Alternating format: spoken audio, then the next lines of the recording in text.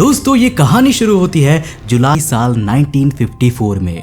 European airlines का एक plane Tokyo के हानेडा एयरपोर्ट पर लैंड करता है। प्लेन में पैसेंजर्स उतरकर चेकआउट काउंटर की ओर बढ़ने लगते हैं और वहां बैठे ऑफिशियल्स उनके पासपोर्ट्स की चेकिंग कर रहे थे कि तभी एक पैसेंजर के पासपोर्ट ने उनका दिमाग हिलाकर रख दिया। जी हाँ, लिटरली वो स्पीचलेस रह गए। अब दोस्तों हमारे इस छोटी सी दुनिया में 200 से भी ज्यादा देश मौजूद है। राजस्थान जो कि एरिया वाइज भारत का सबसे बड़ा स्टेट है, दुनिया में 133 ऐसे देश हैं जिनका एरिया इससे कम है। अब कुछ देश तो इतने छोटे और अननोन होते हैं कि हमने उनके बारे में कभी सुना ही नहीं होता, जैसे Tuvalu, Niue Comoros, Sierra Leone, Micronesia etcetera. अब अगर इनमें से किसी देश के बारे में हम नहीं जानते तो हम उसे मैप में खोजने की कोशिश करते हैं, पर हानेडा एयरपोर्ट पर उस दिन जो पैसेंजर आया उसका देश एग्जिस्ट ही नहीं करता था। मतलब उसके पासपोर्ट के अनुसार वो टॉरेड नाम के देश से आया था। अब दोस्तों वर्ल्ड वॉर 2 के बाद जापान, जिस पर यूएसए ने न्यूक्लियर अटैक किया था, वो तेजी से डेवलप हो रहा था, पर उस समय एयरपोर्ट्स आज की तरह बिजी नहीं हुआ करते थे। अब हानेडा एयरपोर्ट पर उस समय हर हफ्ते करीब 125 फ्लाइट्स चलती थी, जिनमें से कुछ ही इंटरनेशनल फ्लाइट्स हुआ करती थी। टॉरेड से आया वो इंसान लंबा और गोरा था और उसकी बड़ी बड़ी बियर्ड भी थी। अब देखने में वो यूरोपियन ओरिजिन का ही लग रहा था। उसके पासपोर्ट पर बहुत से देशों के स्टैंप्स लगे हुए थे, यानी कि वो अक्सर इंटरनेशनल ट्रैवल करता रहता था। अब पासपोर्ट में उसका नाम बेरहॉड्रिक जेनान्सपर मेंशन्ड था। उसके अनुसार वो बिजनेस के सिलसिले में उसी साल 3 बार पहले भी जापान आ चुका था। इनफैक्ट वो पिछले 5 सालों से लगातार जापान आ रहा था। अब दोस्तों वो जापानीज लैंग्वेज भी बोल लेता था और इसीलिए एयरपोर्ट ऑफिशियल्स उससे आसानी से कम्युनिकेट कर पा रहे थे, पर उसका बोलने का अंदाज किसी फ्रांस के इंसान जैसा था, यानी वो फ्रेंच एक्सेंट में बोलता था। अब उस इंसान के पास एक ट्रैवल चेक, एक रेस्टोरेंट की बुकिंग, एक कंपनी का अपॉइंटमेंट लेटर और कुछ फॉरेन करेंसीज थी। मतलब उसके इस विजिट के लिए उसने रेस्टोरेंट ऑलरेडी बुक किया हुआ था और किसी जापानीज कंपनी में उसकी अपॉइंटमेंट भी थी। अब इंस्पेक्शन के दौरान पता चलता है कि जिस रेस्टोरेंट में उसकी बुकिंग थी वो रियल में जापान में एग्जिस्ट करता था, और जिस कंपनी में वो बिजनेस के सिलसिले में जा रहा था वो भी रियल में मौजूद थी। पर here comes the shocking news. ना तो उस रेस्टोरेंट में उसके नाम का कोई रूम बुक था और ना ही वो कंपनी उस इंसान को जानती थी, और वो जापानीज बैंक जिसने उसके नाम पर ट्रैवल चेक इशू किया था वो रियलिटी में था ही नहीं। अब दोस्तों एयरपोर्ट ऑफिशियल समझ चुके थे कि ये इंसान फ्रॉड है और एक बिजनेसमैन बनकर जापान में घुसने की कोशिश कर रहा है, और इसीलिए वो उसे फर्दर इन्वेस्टिगेशन के लिए ऑफिस रूम में ले जाते हैं। अब उसके सारे डॉक्यूमेंट्स को लेकर एक अलग फाइल में रख लिया जाता है। अब ऑफिस रूम के अंदर एयरपोर्ट ऑफिशियल्स उसके सामने एक वर्ल्ड मैप रखते हैं और उसे इसमें अपनी कंट्री को लोकेट करने के लिए कहते हैं। अब वो इंसान फ्रांस और स्पेन के बॉर्डर पर मौजूद एक छोटे से देश की ओर इशारा करता है जो कि रियल में एग्जिस्ट करता है। उस देश का नाम है एंडोरा। पर यार टॉरेड से तो एंडोरा का कोई भी कनेक्शन नहीं था। एंडोरा में तो टॉरेड नाम का कोई जगह भी एग्जिस्ट नहीं करता है। यहाँ तक कि दुनिया में आपको इस नाम की कोई भी जगह नहीं मिलेगी।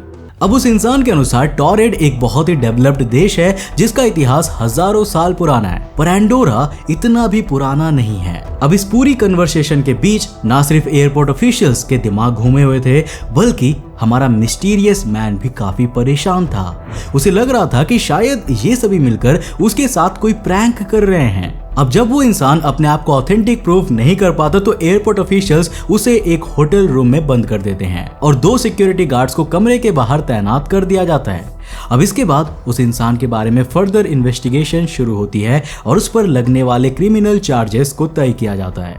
अब अगली सुबह जब उस होटल रूम को खोला गया तो सरप्राइजिंगली वहां पर कोई नहीं था।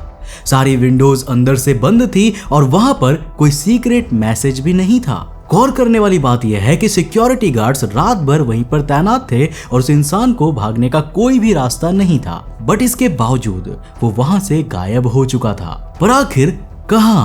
अब इस सवाल से भी कुछ ज्यादा मिस्टीरियस वहां पर हो चुका था। जिस फाइल में उसके डॉक्यूमेंट्स रखे गए थे वो एकदम खाली पाए गए, जैसे पहले कभी उसका यूज ही नहीं किया गया हो।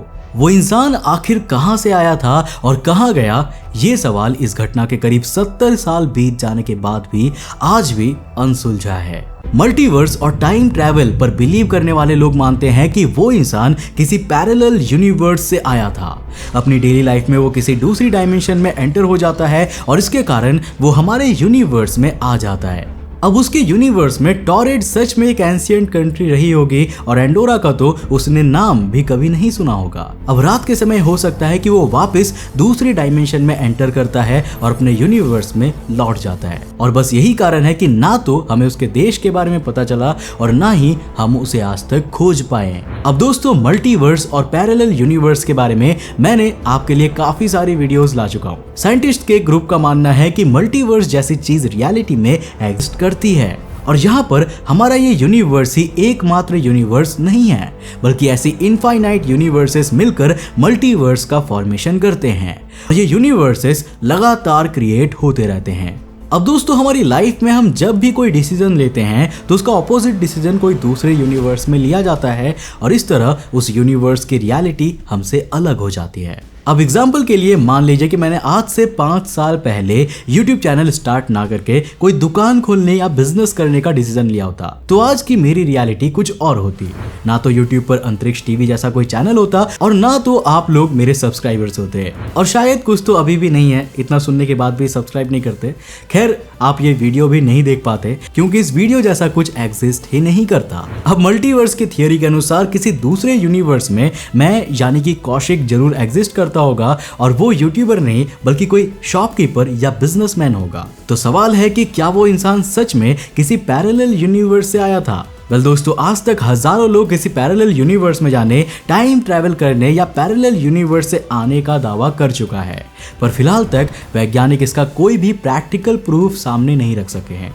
इवन हमारे प्राचीन ग्रंथों में भी आपको पैरेलल यूनिवर्स और मल्टीवर्स की कहानियां मिल जाएंगी और इनके बारे में भी मैं आपके लिए वीडियोस ला चुका हूं, जिसका लिंक ऊपर आई के बटन पर मिल जाएगा। अब दोस्तों, यहाँ टॉरेड से आए उस मिस्टीरियस मैन को लेकर एक और स्टोरी भी काफी फेमस है और वो स्टोरी ये है कि ये पूरा इंसिडेंट महज एक स्टोरी है।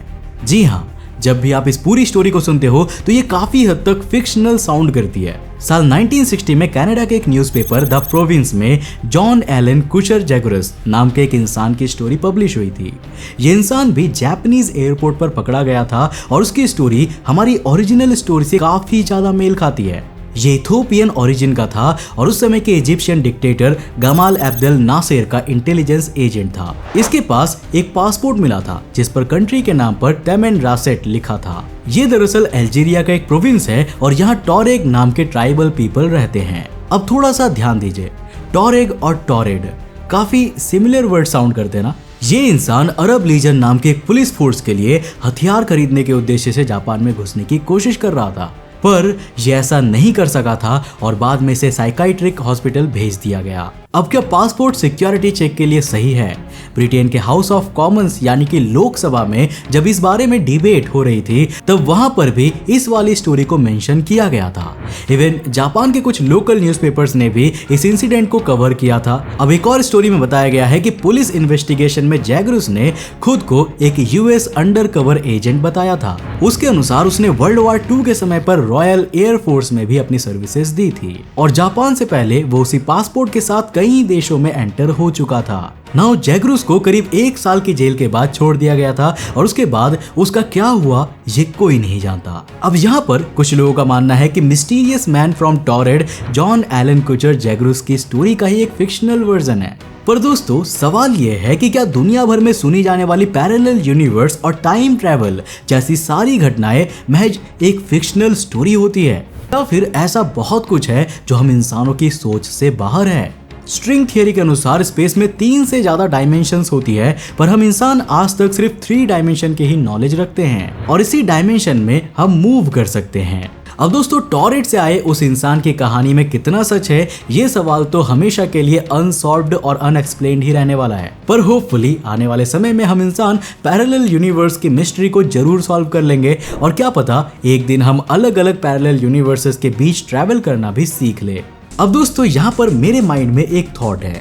आप में से कई लोगों ने लोकी वेब सीरीज को जरूर देखी होंगे और उसमें आपने TVA को भी देखा होगा। TVA एक ऐसा ऑर्गेनाइजेशन होता है जो कि सारे यूनिवर्सेस को एक समान मेंटेन करने का काम करता है। अब वहां पर कोई भी इंसान अगर अपने यूनिवर्स से किसी दूसरे यूनिवर्स में भाग जाता है तो TVA का काम उसको वापस से वहीं पर भेजना या फिर बंदी बनाने का होता था। करेक्ट है।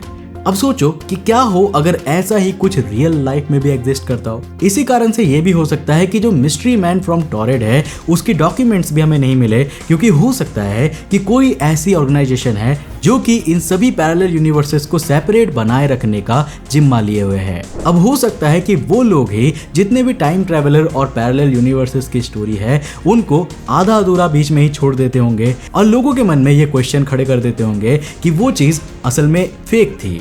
वैसे मेरे इस थॉट से आपका क्या सोचना है मुझे नीचे कमेंट करके जो बताना। और दोस्तों अगर आपको ये वीडियो पसंद आया तो मुझे उम्मीद है कि आपको ये वाले वीडियोस भी जरूर पसंद आएंगे, इन्हें जाकर जरूर देखना। वीडियो पसंद आए तो चैनल को सब्सक्राइब करने के साथ साथ नोटिफिकेशन बेल ऑन कर देना। तब तक के लिए बाय, जय हिंद।